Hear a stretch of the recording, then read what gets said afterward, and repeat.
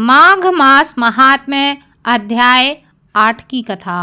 नमस्कार भाइयों बहनों, जय माँ गायत्री, राधे राधे, जय श्री कृष्णा।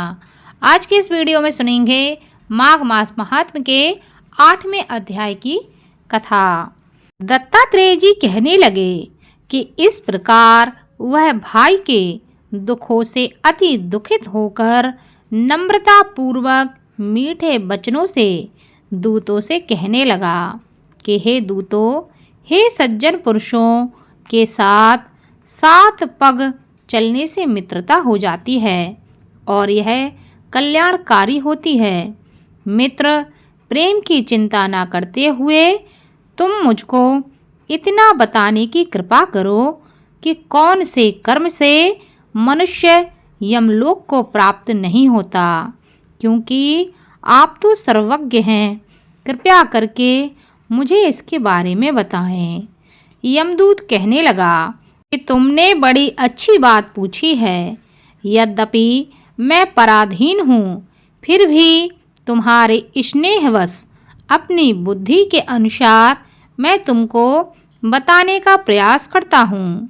जो प्राणी काया, वाचा और मनसा से कभी भी दूसरों को दुख नहीं देते, वे यमलोक कभी नहीं आते। हिंसा करने वाले वेद, यज्ञ, तप और दान से भी उत्तम गति को नहीं पाते। अहिंसा सबसे बड़ा धर्म है। तप और दान ऋषियों ने बताया है। जो मनुष्य जल या पृथ्वी पर रहने वाले जीवों को अपने भोजन के लिए मारते हैं और उन पर अत्याचार करते हैं, वे काल सूत्र नामक नरक में पड़ते हैं और वहाँ पर अपना ही मांस खाते हैं और रक्त पीप पान करते हैं तथा पीप की कीच में उनको कीड़े काटते हैं। हिंसक जन्मांध, काने, कुबड़े, लूले तथा लंगड़े, दरिद्र और अंगहीन हो जाते हैं। इस प्रकार इस लोक तथा परलोक में सुख की इच्छा करने वालों को काया से, वाचा तथा मन से दूसरे का द्रोह कभी नहीं करना चाहिए। जो हिंसा नहीं करते, उनको किसी भी प्रकार का भय नहीं करना चाहिए, क्योंकि उन्हें किसी भी प्रकार का भय नहीं होता। जिस तरह सीधी और टेढ़ी दोनों प्रकार की बहनें वाली नदियाँ समुद्र में मिल जाती हैं, वैसे ही सब धर्म अहिंसा में प्रवेश कर जाते हैं। ब्रह्मचारी, गृहस्थ, वानप्रस्थी तथा यति सभी अपने अपने धर्म का पालन करने और जितेंद्रिय रहने में ब्रह्मलोक को प्राप्त करते हैं। जो जलाशय आदि बनवाते हैं और सदैव 5 यज्ञ करते हैं, वे यमपुरी में कभी नहीं आते। जो इंद्रियों के वशीभूत नहीं होते, जो वेदवादी और नित्य ही अग्नि अर्थात हवन इत्यादि करते हैं, हवन आदि का पूजन करते हैं, वे स्वर्ग को ही जाते हैं। युद्ध भूमि में जो सूरवीर मर जाते हैं, वे सूर्य लोक को प्राप्त होते हैं। जो लोग अपने शरण में आए हुए अनाथ, स्त्री, शरण में आए हुए ब्राह्मण की रक्षा के लिए प्रयास करते हैं या रक्षा के लिए अपने प्राण दे देते हैं, वे कभी स्वर्ग से नहीं लौटते, वह स्वर्ग में ही रहते हैं।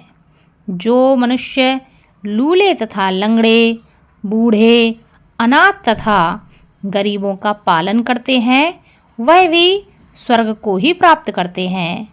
और जो मनुष्य गौओं के लिए पानी का आश्रय देते हैं और कुआं बनवाते हैं, तालाब बनवाते हैं और बावड़ी बनवाते हैं, वे सदैव स्वर्ग में ही निवास करते हैं। जैसे जैसे जीव इनमें पानी पीते हैं, वैसे ही इनका धर्म बढ़ता चला जाता है। जल से भी मनुष्य के प्राण हैं, इसलिए जो प्याऊ आदि लगवाते हैं वह अक्षय स्वर्ग को प्राप्त करते हैं। बड़े बड़े यज्ञ भी वह फल नहीं दे पाते जो अधिक छाया वाले वृक्ष मार्ग में लगा देते हैं, क्योंकि मार्ग से जो लोग गुजरते हैं उनको छाया मिलती है, जिससे उन्हें पुण्य की प्राप्ति होती है। जो मनुष्य वृक्ष रोपण करता है वह सदैव दानी और यज्ञ करने वाला होता है। जो अच्छे फल और अच्छी छाया वाले मार्ग के वृक्षों को काट देता है वह मनुष्य नर्कगामी होता है, वह नरक में ही जाता है। तुलसी का पौधा लगाने वाला सब पापों से छूट जाता है।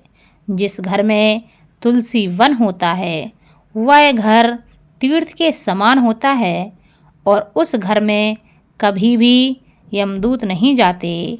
तुलसी की सुगंध से पितरों का चित्त आनंदित हो जाता है और वे विमान में बैठकर विष्णु लोक को जाते हैं। नर्मदा नदी का दर्शन, गंगा का स्नान और तुलसी दल का स्पर्श, यह सब बराबर बराबर फल देने वाले हैं।